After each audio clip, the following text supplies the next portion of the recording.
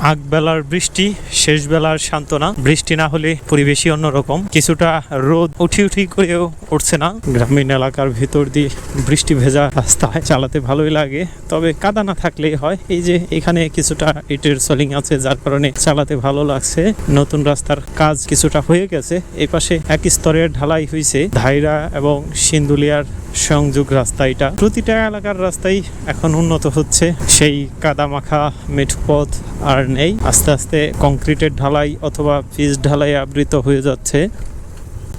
এই যে এখান থেকে ফাইনাল ফিনিশিং।